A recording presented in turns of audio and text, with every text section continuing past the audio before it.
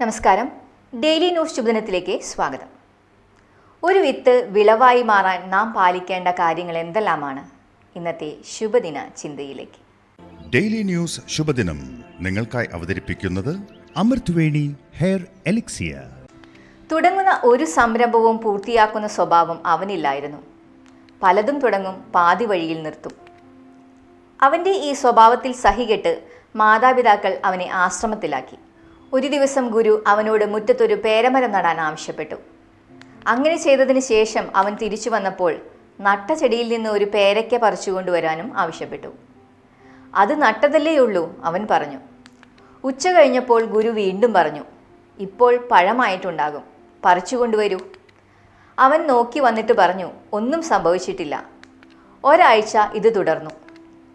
ചെടി സ്ഥലം മാറ്റി നടാൻ ഗുരു ആവശ്യപ്പെട്ടു. അവൻ അതുപോലെ ചെയ്തു. വീണ്ടും ഗുരു പേരയ്ക്ക പറിച്ചു കൊണ്ടുവരാൻ പറഞ്ഞു. അവൻ ദേഷ്യപ്പെട്ടു പറഞ്ഞു, ഇതിനൊക്കെ കുറച്ചു സമയം നൽകണം. ഇത് കേട്ട് ചിരിച്ചുകൊണ്ട് ഗുരു പറഞ്ഞു, ഇത് നിന്റെ ജീവിതത്തിലും ചെയ്താൽ മതി. ജീവിതത്തിൽ എന്തെങ്കിലും സംഭവിക്കണമെങ്കിൽ ചില കാര്യങ്ങൾ നിർബന്ധമായും ചെയ്യണം. വിതയ്ക്കണം, വളമിടണം, വെള്ളമൊഴിക്കണം, കാത്തിരിക്കണം. ഇത്രയും സംഭവിച്ചില്ലെങ്കിൽ ഒരു വിത്തും വിളവാകില്ല. അത് മരത്തിൻ്റെ കാര്യത്തിലായാലും മനുഷ്യൻ്റെ കാര്യത്തിലായാലും. വിതച്ചു പോകാൻ എപ്പോഴും എളുപ്പമാണ്.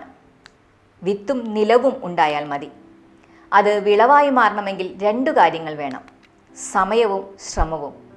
അതെ, കതിരിടാൻ നമുക്കും കാത്തിരിക്കാം. ശുഭദിനം.